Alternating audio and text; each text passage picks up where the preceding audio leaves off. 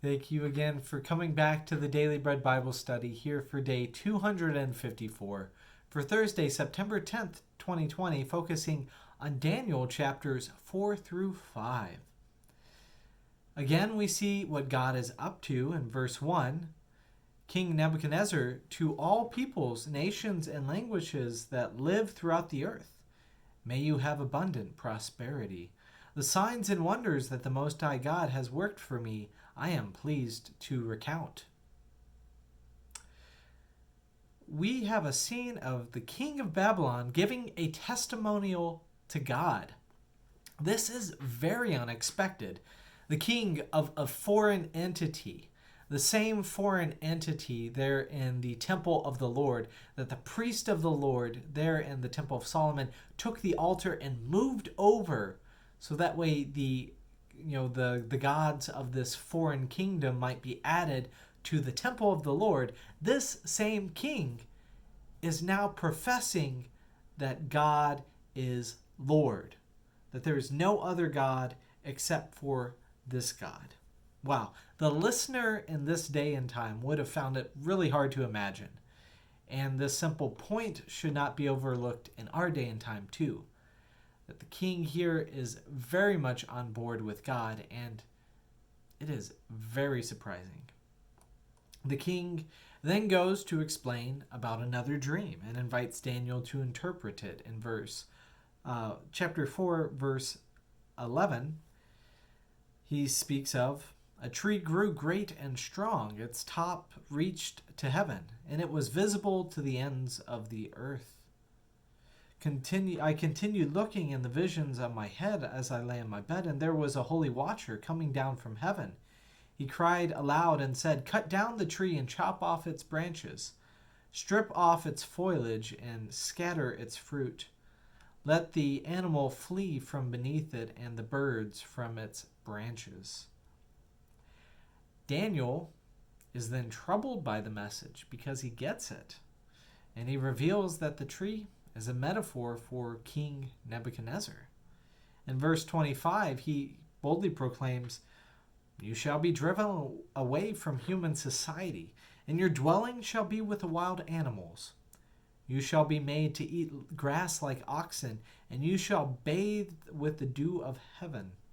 And 7 times shall pass over you until you have learned that the Most High has sovereignty over the kingdom of mortals, and gives it to whom he wills." Daniel does proclaim that there is a way for the king to be restored in verse 27. "Therefore, O king, may my counsel be accepted to you. Atone for your sins with righteousness, and your iniquities with mercy to the oppressed, so that your prosperity may be prolonged." Now, just like all of the stories here in Daniel, the words come to pass. King Nebuchadnezzar goes away for a while and then returns with humility, again praising God at the end of chapter 4. In verse 37, "Now I, Nebuchadnezzar, praise and extol and honor the King of heaven, for all his works are truth, his ways are justice, and he is able to bring low those who walk in pride." Moving on to Daniel chapter 5, we then jump to a scene with a different king named Belshazzar. He is apparently the son of Nebuchadnezzar, and getting drunk with wine, Belshazzar finds a creative way to defile the holy objects of the temple of the Lord in verse 3. "So they brought in the vessels of gold and silver that had been taken from the temple, the house of God in Jerusalem, and the king and his lords, his wives and his concubines, drank from them." This defiles them, not just ritually, but probably a little bit physically too. And then the question is, what happens next? Well, in verse 5, "Immediately the fingers of a human hand appeared and began writing on the plaster of the wall of the royal palace, next to the lampstand of God. Now the king was watching the hand as it wrote, and then the king's face turned pale, and his thoughts terrified him. His limbs gave way, and his knees knocked together." This king goes from being arrogant to immediately being afraid. None of the king's wise men can interpret what is happening, so Daniel again is summoned.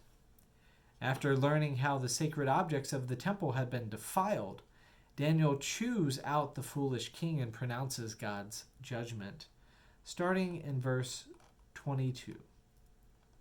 And you, Belshazzar, his son, have not humbled your heart, even though you knew what happened to King Nebuchadnezzar. You have exalted yourself against the Lord of heaven. The vessels of his temple you have been brought in before you, and you and your lords and your wives and your concubines have been drinking from them. You have praised the gods of silver and gold, of bronze, iron, wood, stone, which you have not seen, nor hear, nor know. But the God in whose power is your very breath, and to whom you belong always, you have not honored.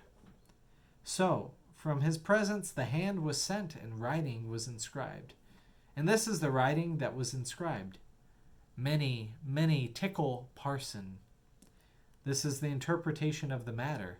Many, God has numbered the days of your kingdom and brought it to an end.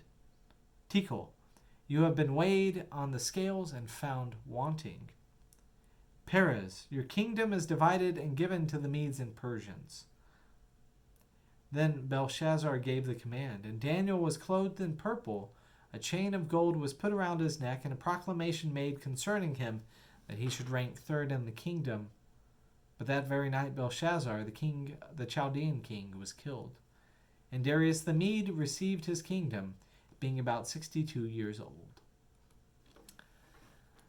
So, if you mess with God's things, it's not going to go well. If you have no reverence or holiness for God and for the things that God has set apart to be uncommon, to be holy, well, that's going to lead to consequences. So, may we have reverence for God and not get caught up in pursuing our own glory. And then let's look forward to next time when we see how God delivers us even from the mouths of lions.